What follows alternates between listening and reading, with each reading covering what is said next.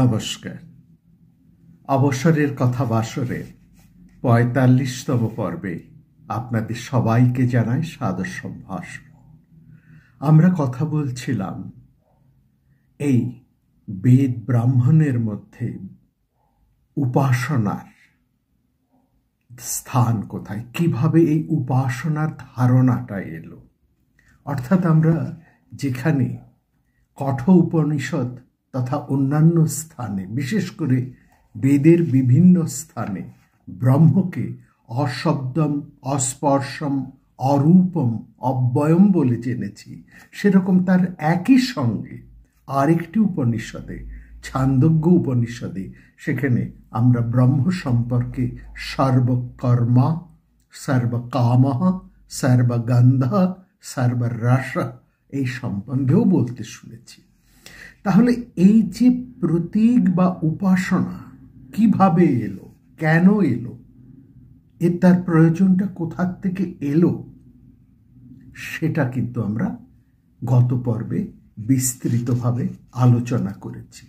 অর্থাৎ সেখানে আমরা দেখেছি এই যে অদ্বৈতবাদ, এই যে অদ্বৈতবাদ কিংবা মীমাংসক যারা যজ্ঞ ইত্যাদি ক্রিয়া করতেন, তারা নির্ভর করেন কিন্তু পুরুষকারের উপর। অদ্বৈতবাদও কিন্তু পুরুষকারের উপরই নির্ভর করে আছে। এখানে তাদের দৃষ্টি এবং মীমাংসকদের দৃষ্টি আলাদা নয়, এক। কিন্তু সবাই তো পুরুষকারের উপর দাঁড়িয়ে সেই নির্বিকার, নিরুপাধিক, অরূপ ব্রহ্মের ধারণা করতে পারেন না। সুতরাং যারা সবাই তো আর পরমহংস হন না, সবাই তো যাজ্ঞবল্ক্য বশিষ্ঠ ছিলেন না, তাদের জন্য প্রতীক উপাসনার একটা প্রয়োজন ছিল। অর্থাৎ উপাসনার মধ্য দিয়ে সেই বিরাটের ভাবকে ধারণ করার একটা চেষ্টা, এটি ছিল সবচেয়ে বড় কথা। অর্থাৎ যে এটি হচ্ছে এই প্রতীক হয়ে যাচ্ছে ব্রহ্মেরই উপাসনা। যেহেতু তার সরাসরি উপাসনা হয় না, সেখানে প্রতীকের মাধ্যমে তার উপাসনা হচ্ছে। এখানে যে হাইয়েস্ট আইডিয়াল যে ব্রহ্ম, তার সম্পর্কে ধারণা করার জন্য ওই নির্বিকার ব্রহ্মকে, ভাবনাকে যে ধরতে পারছে না, তাকে একটা প্রতীক অবলম্বন করতে হচ্ছে। অর্থাৎ প্রতীক অবলম্বন করে সে ওপরে ওঠার চেষ্টা করছে। এই অবলম্বনকে কেন্দ্র করে যে উপাসনা হয়, সেটা হচ্ছে প্রতীক উপাসনা। এবং আমরা এও জেনেছি এই যে কর্ম, যজ্ঞ ক্রিয়া, এটাও কিন্তু এক ধরনের অবলম্বন। এরও বিশ্লেষণ আমরা সেখানে করেছি। এবং এটাও আমরা দেখেছি যে অদ্বৈত বেদান্ত মূল মর্মেতে কিন্তু কর্ম বা জ্ঞানের মধ্যে কোথাও বিরোধ নেই। অর্থাৎ শঙ্করাচার্য বলেছেন এই দুটো একসঙ্গে চলতে পারবে না, কিন্তু তার অর্থ এটা নয় তিনি কর্মকাণ্ডের বিরোধী ছিলেন। কেন তিনি বিরোধী ছিলেন এই কথা বলেছিলেন এবং কোথায় তার বিরোধতা নেই, সেটা আমরা বিস্তারিতভাবে গত পর্বে আপনাদের কাছে তুলে ধরেছি।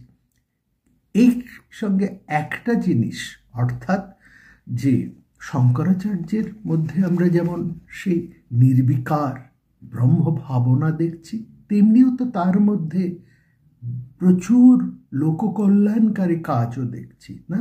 তিনি তো সারা দেশে 4টি মঠ প্রতিষ্ঠা করেছেন, 10 নামী সন্ন্যাসী প্রবর্তন করেছেন, সেখানে মূর্তি প্রতিষ্ঠা করেছেন। অতএব এর একটা প্রয়োজন আছে। এক তাত্ত্বিক দিক থেকে চূড়ান্তে পৌঁছানোর জন্য একসঙ্গে জ্ঞান ও কর্মের প্রয়োজন হয় না।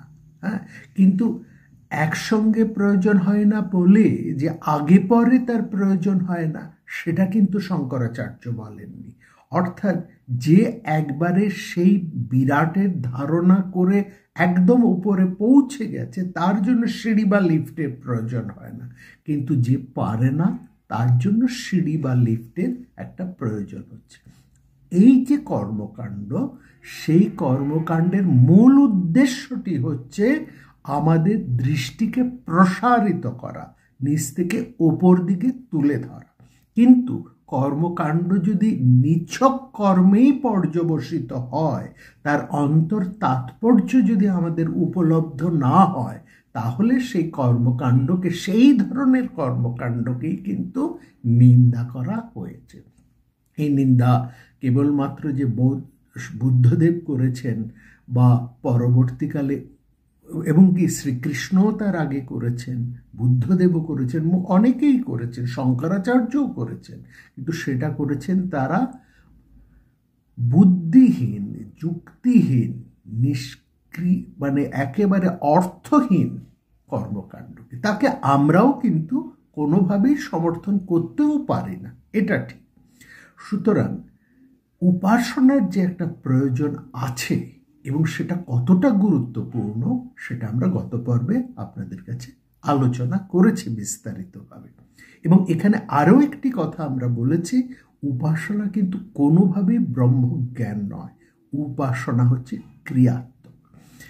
এবং সেখানে একটা জিনিস আমরা দেখিয়েছি, এই যে যজ্ঞকর্ম, সেটাও হচ্ছে কিন্তু একটা প্রতীক উপাসনা। এবং সেখানে কিভাবে প্রতীকের ধারণা আসছে এবং সেই প্রতীকের ধারণার মধ্যে কোন নিহিতার্থ কিভাবে রয়েছে, সেটাও আমরা দেখিয়েছি।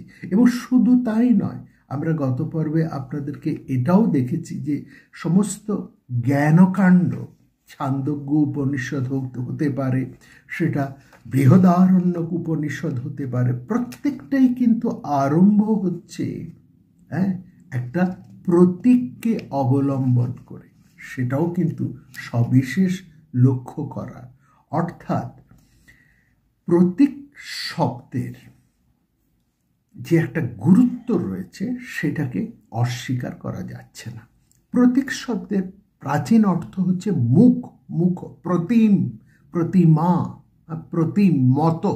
প্রতিম অর্থ হচ্ছে মতো, অমুকের মতো। আর প্রতীক শব্দের প্রাচীন অর্থ হচ্ছে মুখ। মানুষের একটা প্রতীক। কিভাবে আমরা একজন মানুষকে আইডেন্টিফাই করি কিনা, করি কি করে? তার মুখ দেখে। শুধু মুখটা, তার সমস্ত শরীরটা নয়, শরীরের একটা অংশ, সেটা দিয়ে। এই মুখটা হচ্ছে আইডেন্টিফিকেশন, এইটা বুঝতে হবে। সুতরাং ঋগ্বেদে দেখবেন বলা হচ্ছে জীমুত শিব ভবতি প্রতীকম, একদম প্রতীক কথাটা রয়েছে। অর্থাৎ মুখ বজ্রগর্ভ মেঘের মুখের মতো। তার মুখটা কেমন? জীমুতেশ্বব, জীমুত মানে মেঘ, বজ্রগর্ভ মেঘ, ভবতি প্রতীকম, তার মুখটা হচ্ছে সেই বজ্রগর্ভ মেঘের মুখের মতো।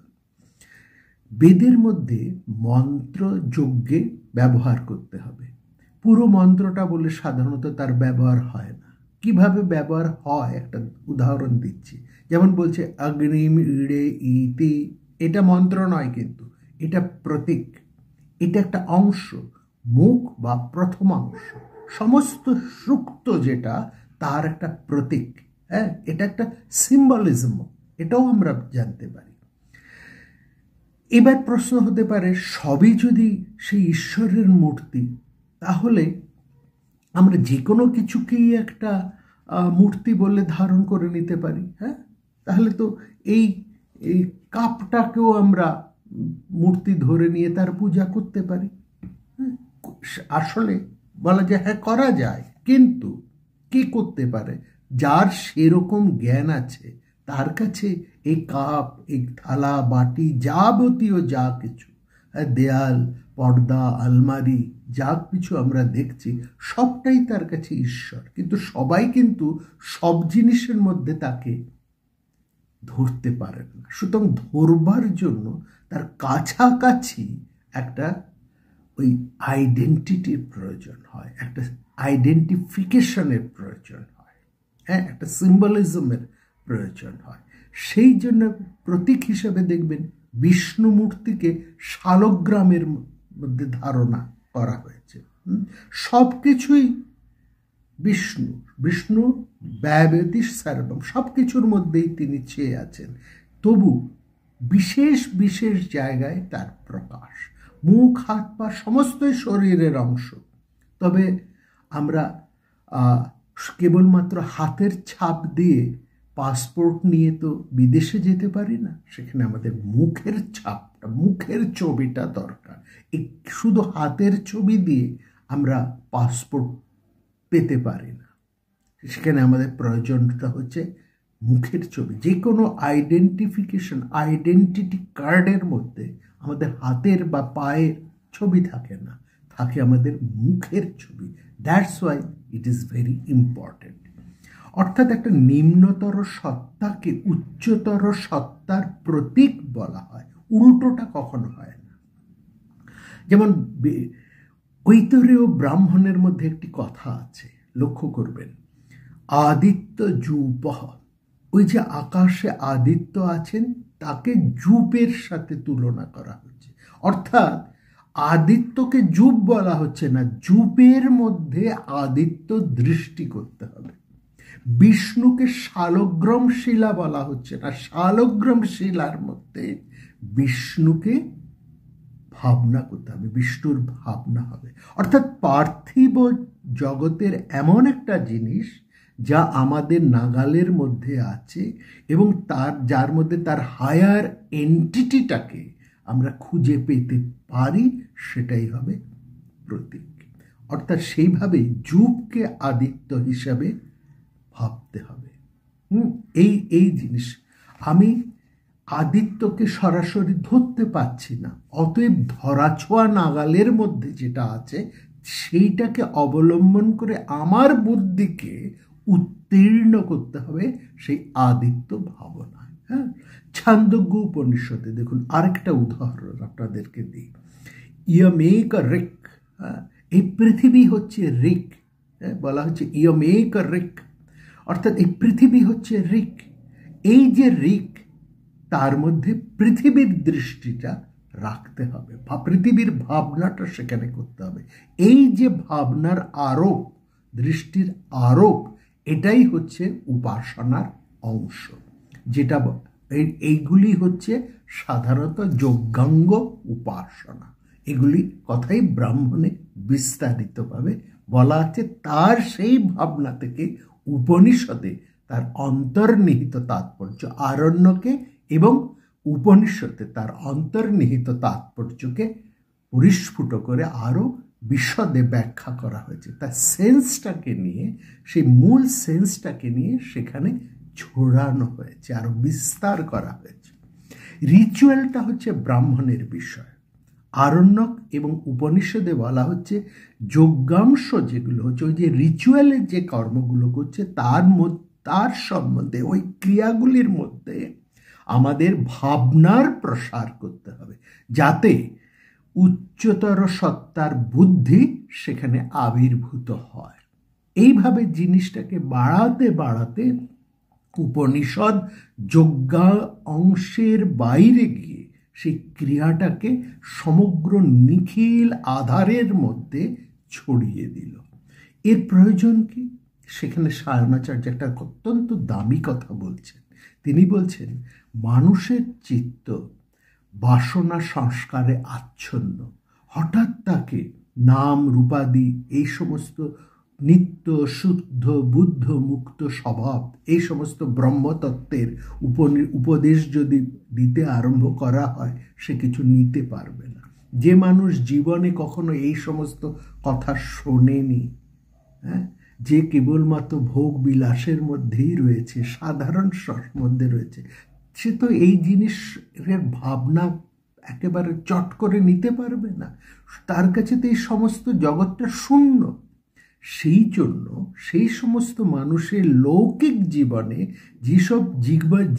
যেসব জিনিসের সঙ্গে তার পরিচিতি আছে, যেসব জিনিসের মধ্যে সে তার নিত্য সহবাস, সেখান থেকে সেই আধারের উপর ভিত্তি করেই তার দৃষ্টি সেই নিম্নস্তর থেকে ঊর্ধ্বে প্রসারিত করতে হবে, যাতে সে একদিন উচ্চতম বস্তুকে গ্রহণ করতে পারে। কত গুরুত্বপূর্ণ কথা সায়নাচার্য বলেছেন। এইটা কিন্তু আমাদের বর্তমান সময়ের ক্ষেত্রেও কিন্তু 100% সত্য। আমরা উদাহরণ দিয়েছি ছান্দোগ্য উপনিষদ, সেটা শুরু হচ্ছে ওঙ্কারের কথা দিয়ে। হ্যাঁ, তারপর বৃহদারণ্যক উপনিষদ, তারও উদাহরণ দিয়েছি অশ্বমেধ ঘোড়ার উদাহরণ দিয়ে। অর্থাৎ সেই প্রত্যেকটা উপনিষদের মধ্যেই একটা প্রতীক দিয়ে নিম্নতর থেকে দৃষ্টিটাকে উচ্চ স্তরের একটা দৃষ্টির মধ্যে নিয়ে এসেছি। আরণ্যক এবং উপনিষদের মধ্যে আরেকটা কথা আমরা একটু বলে রাখি। মানে আসলে সেরকম কোনো খুব বড় সড়ো একটা পার্থক্য সেখানে নেই। যেমন ঐতরেয় উপনিষদ আবার ঐতরেয় আরণ্যকেরই একটা অংশ। হ্যাঁ, শতপথ ব্রাহ্মণের শেষ কাণ্ডের মধ্যেই দেখবেন বৃহদারণ্যক উপনিষদ রয়েছে। তাহলে বৃহদারণ্যক উপনিষদ এই নাম একসাথে আরণ্যক এবং উপনিষদের পরিচয় কিন্তু সেখানে বহন করছে। অর্থাৎ বৃহদারণ্যক উপনিষদ, লক্ষ্য করবেন, সেটা একাধারে আরণ্যকও বটে, উপনিষদও বটে। অর্থাৎ আরণ্যক এবং উপনিষদের মধ্যে মূলগত কোনো পার্থক্য নেই। কোথাও কোনো সংবেদে তার একটা আলাদা কম্পার্টমেন্ট আছে, কিন্তু অনেক বেদের মধ্যে তার সেই দুটো একই রকমভাবে রয়েছে। যেমন এই বৃহদারণ্যক উপনিষদ। যদি কেবলমাত্র ব্রহ্মজ্ঞানের কথাই বলা হয়, কেবলমাত্র যদি বলি যে উপনিষদ, অনেকেই বলেন উপনিষদ ব্রহ্মজ্ঞানের কথাই কেবলমাত্র বলে, এটা কিন্তু ভুল। যদি শুধুমাত্র ব্রহ্মজ্ঞানের কথা বলি তাহলে যে কোনো উপনিষদ 2-3 পাতার বেশি তার আর কিছু নেই। ওই 2-3 পাতার মধ্যেই সেটা শেষ হয়ে যাবে, হয়তো সেটাও আসবে না। ব্রহ্ম তো শব্দের দ্বারা ধরাই তাকে যায় না। শব্দ যদি না যায় তাহলে তো বলবার কিছু যায় না। ঠাকুর রামকৃষ্ণদেব বলতেন সমস্ত শাস্ত্র উচ্ছিষ্ট হয়েছে, ব্রহ্ম কখনো উচ্ছিষ্ট হয়নি। তার মানে লোকের বুদ্ধির জন্য বলা হচ্ছে ব্রহ্ম সত্য জগন মিথ্যা জীব ব্রহ্মৈব না পর। তবু তো এই শব্দের মধ্যে দিয়ে বলা হচ্ছে, এটাই তো সমস্ত বেদান্ত, তাই না? তা সেই জন্য উপনিষদ বলতে আমরা বুঝি একটা সুপ্রিম নলেজ। হ্যাঁ, সেখানে বস্তুত বলার কিছু নেই। আমরা কেউ যদি বলি আমি উপনিষদ বলবো বা আমি উপনিষদ ব্যাখ্যা করছি, সেটা খুব বেশি কার্যকর হয় না। উল্টো দিকে যিনি বসে আছেন তিনি কতটা ধারণা করতে পারছেন, কতটা অনুভব করছেন, কিংবা বক্তা যিনি বলছেন তিনি বলার থেকে কতটা অনুভব করতে পেরেছেন, সেটাই হচ্ছে আসল। সেই কথা আছে না, জনকের কাছে, মহারাজ জনকের কাছে একজন এসে বলেছেন আমি আপনাকে ব্রহ্মজ্ঞান সম্পর্কে বলবো। জনক বলছেন বলো। সে বলেই যাচ্ছে, জনক বলছে বলো। আসলে ব্রহ্মজ্ঞান কি, ব্রহ্ম কি, সেটা মুখে বলা যায় না। জনক তাকে শেষ পর্যন্ত বলছে তুমি বুঝেছ তো, আমাকে যে বোঝাবে, তুমি নিজে বুঝেছ তো। অর্থাৎ যে উপনিষদের ব্যাখ্যা যিনি করছেন তার সেই বিষয় সম্পর্কে অনুভবটা হয়েছে কিনা সেটা হচ্ছে বড় কথা। যদি তার ঠিক ঠিক অনুভব হয় তবেই তিনি তার অনুভবটা আরেকজনের মধ্যে সংক্রামিত করতে পারেন, এটা হচ্ছে বড় কথা। তার মধ্যে যদি সেই অনুভবটা না আসে, তিনি কেবলমাত্র শাস্ত্রজ্ঞ, তিনি ব্যাকরণ জানেন, শব্দের কোথায় কি আছে সেগুলো তিনি জানেন, এবং তার বৈচিত্র্য বাক বৈখরি তার প্রচণ্ড রয়েছে, পাণ্ডিত্য আছে, কিন্তু অনুভব যদি তার না থাকে তার কাছে উপনিষদের ভাবনা সঠিকভাবে পৌঁছয়নি। ঠিক একই রকমভাবে যিনি শুনছেন তিনি কতগুলো শব্দমাত্র শুনছেন না, এই শব্দকে ধারণ করে শব্দের অন্তর্নিহিত যে তাৎপর্য, সেই তাৎপর্যটাকে তিনি অনুভব করতে পারছেন কিনা, এটা হচ্ছে সবচাইতে বড় কথা। সেই জন্য অর্থাৎ সবটাই হচ্ছে যিনি বলছেন এবং যিনি শুনছেন, ব্যাখ্যাকর্তা এবং শ্রোতা, দুয়েরই অনুভবটাই হচ্ছে আসল, সবটাই অনুভবের বিষয়। কিন্তু সেই স্তরে পৌঁছানোর জন্য যে প্রস্তুতি, সেই প্রস্তুতির একটা প্রচণ্ড প্রয়োজন রয়েছে। সেই প্রস্তুতি, সেই জন্য আরণ্যকের যে প্রস্তুতি, আরণ্যক হচ্ছে একটা প্রস্তুতি, প্রিপারেশন, তোমাকে সেই অনুভবের স্তরে পৌঁছে দেবার একটা প্রয়াস, এটা রয়েছে আরণ্যকের মধ্যে। এবং এই প্রয়াস, এই প্রস্তুতিটাও কিন্তু আমরা উপনিষদের মধ্যে অত্যন্ত বিশদভাবে দেখি। সুতরাং আমরা দেখছি উপনিষদ প্রথমেই কিন্তু সমস্ত আরণ্যককে গ্রহণ করেছে। আরণ্যকের বিষয়বস্তুই উপনিষদের বেশিরভাগ অংশ জুড়ে আছে। অর্থাৎ 100 পাতার উপনিষদ যদি হয়, 100 শ্লোকের যদি উপনিষদ হয়, একটা উদাহরণ দিচ্ছি, তার মধ্যে জানবেন 80 ভাগই হচ্ছে আরণ্যকের বিষয়বস্তু। এই 80 ভাগের বা তারও বেশি 85 ভাগই হচ্ছে আরণ্যকের বিষয়বস্তু। এই 85 ভাগের প্রস্তুতি দিয়ে তৈরি করে শেষে, কিংবা অনেক উপনিষদে আমরা দেখছি সেটা প্রায় 90-95 ভাগ পর্যন্ত চলে গেছে, মাত্র 5 ভাগের মধ্যেই সেই সুপ্রিম নলেজের কথাটি সেখানে বলা হয়েছে। হ্যাঁ, যেমন পঞ্চকোষের কথা, এটা আরণ্যকে আছে। অন্ন, প্রাণ, মন, বিজ্ঞান, আনন্দ, একেবারে স্থূল থেকে সূক্ষ্মে। ছান্দোগ্য উপনিষদ দেখুন আরম্ভ হচ্ছে ওই আরণ্যকে, ওই স্থূলত্বের থেকে সূক্ষ্মত্বে যাবার ভাবনা দিয়ে। অর্থাৎ আরণ্যকে যা আছে, উপনিষদ সেটাকেই ব্যাখ্যা করে, প্রস্তুত করে, অনুভবযোগ্য করে তারপরে মূল কথাটি সেখানে বলছেন। হ্যাঁ, সুতরাং এটা ঠিক, মানে ব্রাহ্মণের গুরুত্বটা তাহলে এখানে হচ্ছে, অর্থাৎ যেখানে কর্ম শেষ হচ্ছে তখন সেখানে উপাসনার ভাবটি আসছে। অর্থাৎ যজ্ঞের কাজ যখন শেষ হবে তখন ব্রহ্মের উপাসনা আরম্ভ হয়। এবং যিনি ধরুন রিচুয়াল যার মধ্যে নেই, যার মধ্যে এই যজ্ঞ ক্রিয়া করেনি, তার উপাসনা কেমনভাবে হবে? ব্রহ্মের উপাসনা তো প্রচলিত অর্থ হয় না। তার উপাসনা করতে গেলে উপাস্য উপাসক এই একটা দ্বৈত ভাবনার সেখানে প্রয়োজন হয়। সেটা না মানলে তো উপাসনা সম্ভব নয়। উপাসনার মধ্যেও এই দ্বৈত ভাব বর্তমান। সেখানে অহং ব্রহ্ম, এটা হচ্ছে উপাসনা। ব্রহ্ম আমি, এভাবে কিন্তু উপাসনা করা যায় না।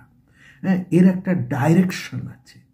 আদিত্য যূপ, অর্থাৎ সেই যূপের মধ্যে আদিত্য দৃষ্টি করতে হবে। আদিত্য যূপ দৃষ্টি করতে হবে এমন কখনো নয়, কিন্তু বলা হচ্ছে আদিত্য ব্রহ্মতাদেশ, ছান্দোগ্য উপনিষদে বলছে। অর্থাৎ আদিত্যের মধ্যেই ব্রহ্মদৃষ্টি। প্রথম যূপের মধ্যে সেই আদিত্য ভাবনা, তারপর আদিত্য ভাবনার মধ্যে ব্রহ্ম ভাবনা, এভাবে এক স্তর থেকে আরেক স্তর, তারপরে আরেক স্তর, ধাপে ধাপে উত্তরণ। হ্যাঁ, অর্থাৎ মূল কথা হলো একটা হায়ার এন্টিটিকে একটা লোয়ার এন্টিটি দিয়ে ধরে তারপরে ধীরে ধীরে ওঠা, মানে যেটাকে খুব চমৎকার করে বলা যায়, comprehended a higher entity by means of a lower entity. এই হচ্ছে মূল কথা। অর্থাৎ এইটাই হচ্ছে মূল ভাবনার জায়গা, উপাসনার। সুতরাং প্রতীকে ব্রহ্মের দৃষ্টি করতে হবে। যেমন অহং ব্রহ্মাস্মি, এই কথাটার মধ্যে খুব কম মানুষেরই অধিকার। সেই জন্যই মূল কথা হলো প্রতীক উপাসনার একটা ব্যবস্থা। এটা যজ্ঞের অঙ্গ না হলেও হবে, অন্য কোনোভাবেও প্রতীক উপাসনা করেও করতে পারে, পূজা পদ্ধতির মধ্যে দিয়েও করতে হবে, কোনো মূর্তি বিগ্রহের মধ্যে দিয়েও তাকে সেটা করতে হবে। আর বিগ্রহের ব্যাপারটা তো বেদের মধ্যেই আছে। গত পর্বে তো আমরা সেটা নিয়ে আলোচনা করেছি। তো এইটা হচ্ছে সবচাইতে বড় কথা। অর্থাৎ একটা নিম্নস্তর থেকে ধীরে ধীরে দৃষ্টি প্রসারিত করে, হৃদয়কে প্রসারিত করে উচ্চস্তরে যাওয়া। যেমন প্রাইমারি ক্লাস থেকে হায়ার ক্লাসে যাওয়া। ঠিক আছে, এইখানে যেমন দেখুন, অর্থাৎ আনলিমিটেড সুপ্রিম বিংয়ের সাথে আমার একটা সংযোগ সাধন। তা এইটাতে এখন প্রশ্ন হচ্ছে, সবাই কি এই প্রতীক ভাবনার মধ্যে দিয়েও সেই বিরাট ভাবনাকে ধরতে পারবে? এই প্রশ্ন এসছে। প্রতীক, প্রথম বলা হলো নিরাকার ব্রহ্মের ধারণা সবাই করতে পারেন না, তার জন্য একটা প্রতীক উপাসনা। কিন্তু তার থেকেও তো নিম্ন স্তরের অধিকারী থাকতে পারেন। তখন সেখানে প্রশ্ন হলো যে প্রতীক উপাসনার মধ্যে দিয়েও কি সে সেই বিরাটকে ধরতে পারে, নাকি সেই ওই প্রতীকের মধ্যেই চিরকাল আবদ্ধ হয়ে রইল? অর্থাৎ একজন মানুষ সারা জীবন পূজা পাঠ করে গেলেন, তার কোনো মনের উত্তরণ হলো না। সে প্রতিদিন চন্দন ঘষছে, মন্ত্র পড়ছে, দেবতাকে ফুলমালায় সাজাচ্ছে, ভোগ নিবেদন করছে, একেবারে নিষ্ঠা ভরে করছে, কিন্তু তার মনের কোনো প্রসারণ ঘটছে না। কথাটা হচ্ছে প্রসারণ হচ্ছে কিনা, ওই যে অধ্যাত্ম জায়গাটা, অধ্যাত্ম মানে হচ্ছে তোমার পরিবর্তনটা ঘটছে কিনা। এটাই তো অধিযোগ্য থেকে একেবারে অধ্যাত্মযোগ্য। এই যে জার্নিটা, এই জার্নিতে তুমি এগোচ্ছ, এটা বুঝবো কি করে? আমার অগ্রসরতা হচ্ছে, আমি বুঝবো কি করে? অর্থাৎ আমার মনের পরিবর্তন ঘটছে কিনা। আমি আগে যা ছিলাম তাই যদি থাকি, তাহলে আমার এসব ক্রিয়াগুলো সবই নিষ্ফল। অর্থাৎ ক্লাস 1-এ আমি যাই ছিলাম, ক্লাস 5-এ আমি প্রমোশন পেয়ে আমাকে ঠেলে ঠেলে তুলে দিল, কিন্তু ক্লাস 1-এ আমার যা জ্ঞান ছিল ক্লাস 5-এও আমার সেই জ্ঞানই আছে। তাহলে বুঝবো যে আমি ক্লাস 5-এর যোগ্য হইনি, আমার কোনো পরিবর্তন হয়নি। সেই জন্য এখানে প্রশ্ন হচ্ছে যে প্রতীক ভাবনাটাও কি সবাই সঠিকভাবে ধরতে পারবে? বলছে না পারলে কিছু করার নেই, যার যেমন অধিকার ক্ষমতা সে ততটাই গ্র্যাব করবে। একেবারে প্রতীক দিয়ে সে ব্রহ্মভবনে পৌঁছে যেতেই পারবে এমনটা নাও হতে পারে, সে ধীরে ধীরে এগোবে, এই জন্মে না হলে তার পরের জন্মে হবে। এমনই বলেছে, সবাই অঙ্ক শিখে যে আইনস্টাইন হয়ে যাবে এমন তো কথা নয়। সে যদি আইনস্টাইন না হয় তাহলে কি সে অঙ্ক শিখবে না? প্রশ্ন তো তাই। গান শিখে সবাই লতা মঙ্গেশকর বা সন্ধ্যা মুখার্জি হবেন এমন কথা নয়, কিংবা মানবেন্দ্র হেমন্তও হবেন, মান্না দে হবেন এমন কথাও নয়, কেমন সুমনও হবেন এমন কথাও নয়। কিন্তু তা বলে কি সে গান শিখবে না? নিশ্চয়ই শিখবে, এবং প্রযত্ন করতে করতে তার মধ্যে যদি সেই প্রযত্ন থাকে, চেষ্টাটা থাকে, প্রয়াস থাকে, একদিন না একদিন হবে। এবার না হলে পরের বার হবে, সুতরাং তাকে হবে। সুতরাং যার অধিকার কম সেখানে আটকে থাকার কোনো মানে নেই। হ্যাঁ, আমি পরীক্ষা দিয়ে আমি 100 পাবো না, তা বলে কি আমি পরীক্ষা দেব না? আমি 100 পাবো না, 80 পেতে পারি, 70 পেতে পারি, 60 পেতে পারি, 40 পেতে পারি, 20 পেতে পারি, কিন্তু পরীক্ষা আমি দেব, দিয়ে ধীরে ধীরে আমি নিজেকে উন্নত করব। সুতরাং উপাসনার ফল কোথায় কেমন হবে, হ্যাঁ, সেটা কিন্তু পরিষ্কারভাবে বলা আছে। উপনিষদের মধ্যে এটা বলা আছে যে মনকে ব্রহ্ম ভাবনা করে, মনকে যে ব্রহ্ম ধরে উপাসনা করতে পারে তার এই ধরনের ফল হয়। যে আকাশকে ব্রহ্ম ভেবে উপাসনা করতে পারে তার আরেক রকমের ফল হয়। মানে আমার দৃষ্টি যেমন যেমন প্রসারিত হচ্ছে, ফলেরও তার মধ্যে একটা তারতম্য ঘটছে। এটা হচ্ছে ভেরি ইম্পর্টেন্ট। অর্থাৎ যখনই প্রতীকের মাধ্যমে উপাসনা হচ্ছে, তখনই প্রতীকের কিছু প্রাধান্য কিন্তু এসে পড়বে। এটা মনকে ভেবে করছে তার এক রকমের ফল, আকাশকে ভেবে করছে তার আরেক রকমের ফল। হ্যাঁ, অর্থাৎ প্রতীকের তারতম্যের উপর ফলের তারতম্য ঘটে। অর্থাৎ শুদ্ধ ব্রহ্মে উপাসক যখন প্রকাশ করতে পারে না, তবে ব্রহ্মের একটা সাধারণ ধারণা তার মধ্যে সেটা আসছে, এবং সেভাবেই সে ধীরে ধীরে কিন্তু এগোতে থাকে। এই ধারণাটা তার চলে, এবং সেখান থেকেই আরেকটা ভাবনার আমাদের মধ্যে আসে, সেটা হচ্ছে মৃত্যু ভাবনা। অর্থাৎ সবটাই যে এই সিস্টেমের মধ্যে দিয়ে চলে শেষ হয়ে যাচ্ছে তা কিন্তু নয়। অর্থাৎ এই জন্মে আমি সাধনা করে গেলাম, এই আমার দেহপাত হলো, আমার মৃত্যু ঘটলো, তার কি আমার সব শেষ হয়ে গেল? তা কিন্তু নয়, সেটা কিন্তু আবার পরবাহিত হয়ে যায়, সেটা অন্য বিষয়, সেটা একটা অন্য টপিক, আমরা তার মধ্যে যাব না। তবে এটা ঠিক, এটা যারা বিদ্যার অনুশীলন বা সগুণ ব্রহ্মের উপাসনায় নিরত থাকেন তারা একটা নির্দিষ্ট স্থান পর্যন্ত যান। তারপরে যারা প্রতীক ত্যাগ করে সে নির্বিকার ব্রহ্মের মধ্যে নিজেকে স্থাপন করতে পারেন তিনি একেবারে সরাসরি ব্রহ্মলোকে যান। এটা তো ঠিক।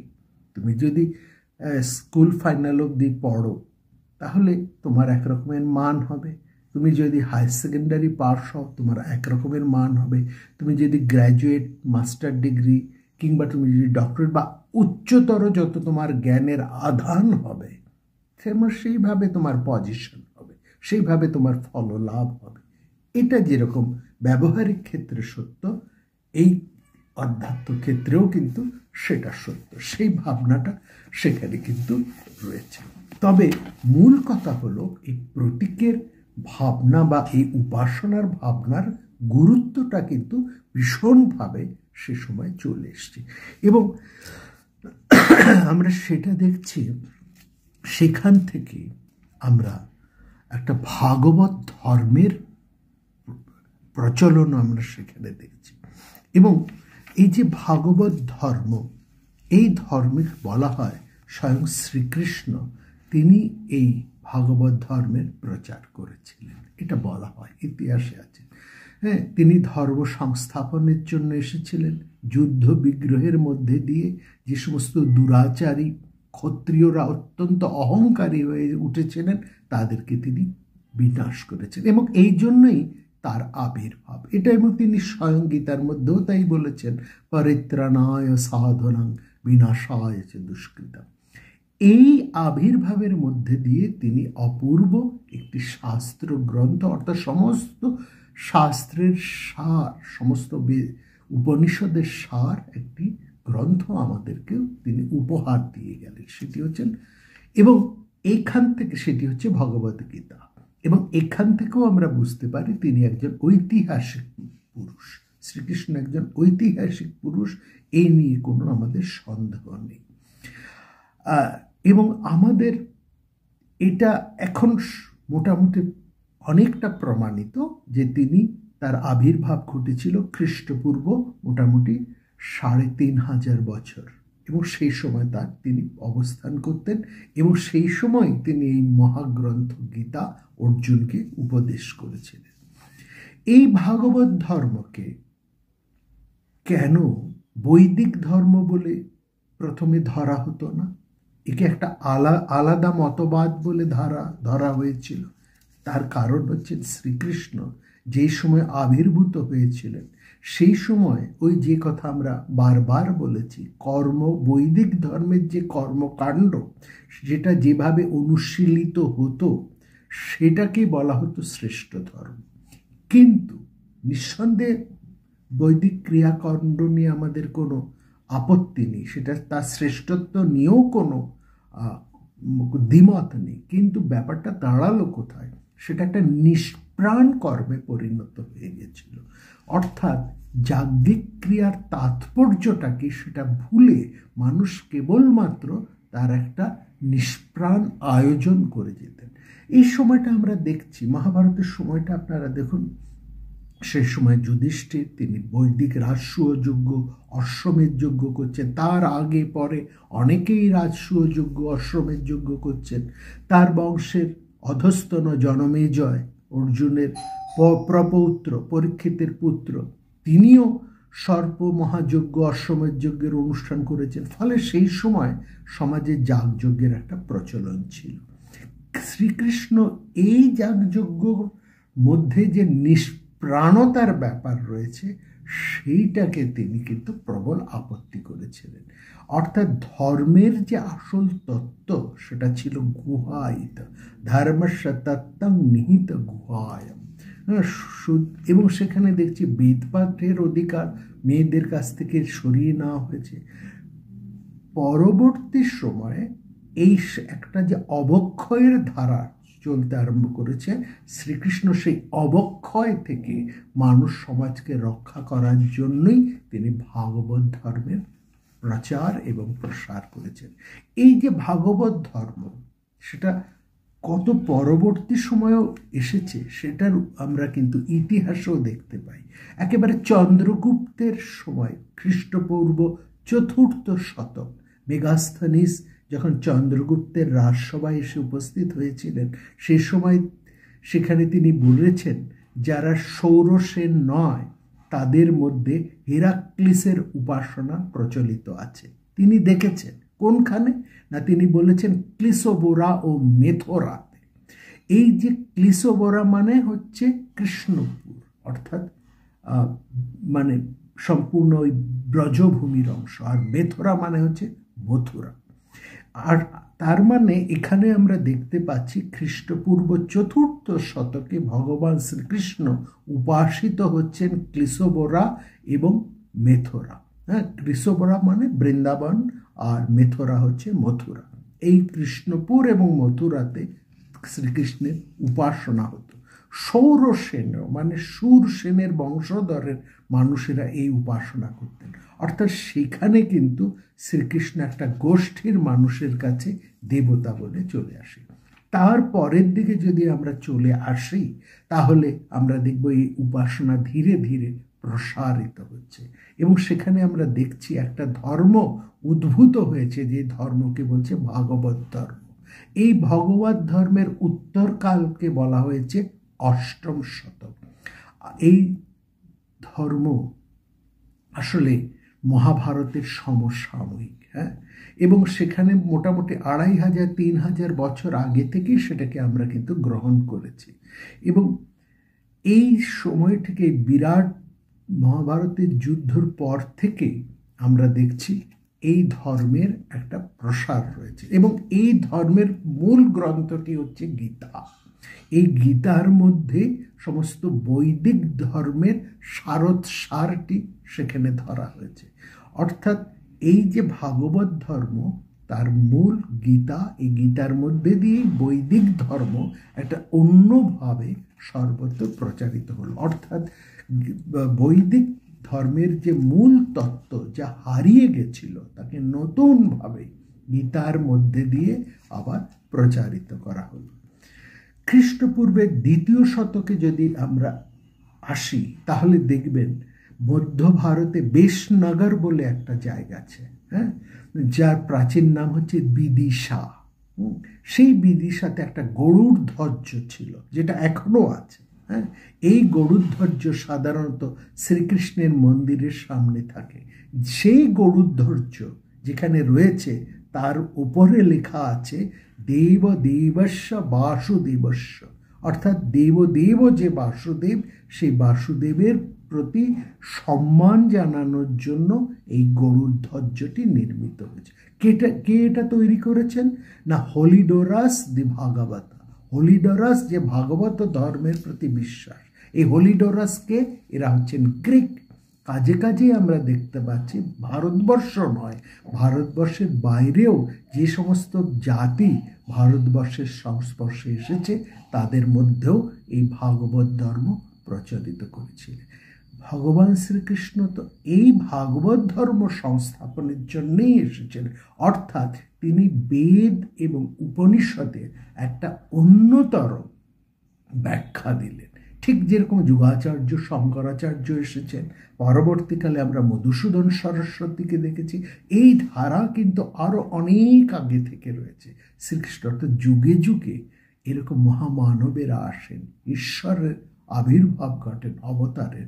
তারা যুগ সন্ধিক্ষণে এসে ক্ষয় প্রাপ্ত থেকে সেই আমাদের সনাতন ধর্মকে, এই বেদের ধারণাকে রক্ষা করেন এবং তাকে যুগোপযোগী করে এক নতুন মাত্রায় তাকে আবার মানুষের কাছে উপস্থাপন করেন। এইটা হচ্ছে মূল কথা। এইভাবেই আমরা দেখছি যে বেদের যে মূল অংশ যা মন্ত্রের মধ্যে দিয়ে ধার ছিল, তার প্রায়োগিক অংশ দেখলাম ব্রাহ্মণে। সেই ব্রাহ্মণের থেকে আমরা বিভিন্ন বিষয়ে কেমনভাবে তা ধরা হলো, এবং সেই ধারণার থেকে সাধারণ মানুষকে ধরবার জন্য সেখানে এলো নিরাকার ব্রহ্ম থেকে এলেন সাকার ব্রহ্ম, অর্থাৎ উপাসনা। এবং এই উপাসনাও পরবর্তীকালে কেবল জ্ঞান, অর্থাৎ বেদের মধ্যে যে ক্রিয়া, বেদান্তের মধ্যে যে জ্ঞান, এবং সেই জ্ঞান এবং সেই ক্রিয়ার ধারণাও যখন মানুষ ধরে রাখতে পারল না, তখন এলো এই ভক্তি ধর্ম বা ভাগবত ধর্ম। এই ভাগবত ধর্মের অন্যতম মহাগ্রন্থ হল শ্রীমদ্ ভাগবত।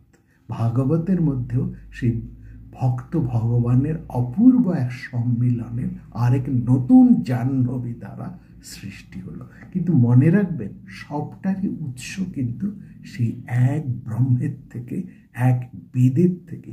বেদের এক যুগোপযোগী নতুন নতুন পরিবর্তনের সঙ্গে সঙ্গে নতুন নতুন করে সাধারণ মানুষদের উপযোগী করে এই সমস্ত উপাসনার ধারা, সাধনার ধারা সেখানে চলে এসেছে। মূল কথাটি হলো, ক্রিয়াকর্মের মধ্যে বা কেবল শাস্ত্র চর্চার মধ্যে নিবদ্ধ থাকলে হবে না, ভাবটিকে ধারণা করতে হবে এবং সেই সঙ্গে সঙ্গে নিজেকেও পরিবর্তন করতে হবে। নিজেকে পরিবর্তন করাটাই হচ্ছে আধ্যাত্ম বা আধ্যাত্মিক। একজন মানুষ আধ্যাত্মিক কিভাবে বোঝা যায়? তিনি কতটা নিজেকে পরিবর্তন করেছেন, তিনি স্বভাবটাকে কতটা পাল্টেছেন, এটাই হচ্ছে মূল জিনিস। এই সাধারণ মানুষকে একটা সময় যে যজ্ঞ করবার তার শক্তি ছিল, আমরা বলেছি সত্যকালে মানুষ মজ্জায় প্রতিষ্ঠিত, কালের গতিতে তার শক্তির হ্রাস পেতে আরম্ভ করলো, এবং এই আধ্যাত্ম ধর্মের এই ভাবটিও কিন্তু সেই সঙ্গে সঙ্গে পরিবর্তিত হতো। যা ছিল যজ্ঞে তা পরিবর্তিত হয়ে এলো জ্ঞানে, জ্ঞানের থেকে কর্মে, এবং শেষও কর্মের থেকে এই ভক্তিতে। এই চারটি পথের অপূর্ব সমন্বয় গীতার মধ্যেই করা হয়েছে বা ভাগবত ধর্মে। খুব ভালো থাকবেন। দীর্ঘ সময় আমরা এই দক্ষিণ ভারতের বিভিন্ন শৈল শহরে বাস করেছি। এখানে বিভিন্ন জায়গায়, বিভিন্ন প্রতিষ্ঠানে আমরা কিছু আলোচনা করার এবং কিছু শোনার সুযোগ পেয়েছি। দেখা হয়েছে, পরিচিত হয়েছে বহু পুরনো আমাদের পরিচিত মানুষদের সাথে। এখানে আমরা অনেক গুরুদেরকে স্মরণ করেছি। আগামী যে গুরু পূর্ণিমা আসছে, সেই দিন সেই গুরুর উদ্দেশ্যে আমরা আমাদের সমস্ত অঞ্জলি তার পায়েই নিবেদন করছি। খুব ভালো থাকবেন। আমরা এবার ফিরে আসছি আমাদের নিজেদের জায়গায়, কলকাতায়। আশা করি কিছুদিনের হয়তো একটু পর্ব বন্ধ থাকবে, কিছুদিন একটু আমাদের অবসর নিতে হবে, একটু ছুটি নিতে হবে। তারপরে আবার আমরা মহাভারত, রামায়ণ এবং অন্যান্য প্রসঙ্গ নিয়ে আবার আপনাদের কাছে ফিরে আসব। সবাই খুব ভালো থাকবেন। আবার আপনাদের সঙ্গে দেখা হবে দক্ষিণ ভারতে নয়, পূর্ব ভারতে। তবে হ্যাঁ, এই বিষয়গুলো অবসরের কথাবাসর সম্পূর্ণ বন্ধ হবে না। মহাভারত, রামায়ণ এবং অন্যান্য বিষয়ের সঙ্গে অবসরের কথাবাসরে বিভিন্ন বিষয়ও অন্তত আমরা কিছুটা চালিয়ে যাব। আর আপনারা যেমনভাবে আমাকে ফোন করে বা বিভিন্নভাবে আপনারা আমাকে প্রতিদিন যোগাযোগ করে আপনাদের প্রশ্ন, উৎসাহ জানাচ্ছেন, সেইভাবেই আপনারা জানাবেন। সবাই খুব ভালো থাকবেন। দেখা হবে নতুনভাবে, নতুন পর্বে, পূর্ব ভারতে, কলকাতায়। ভালো থাকবেন সবাই।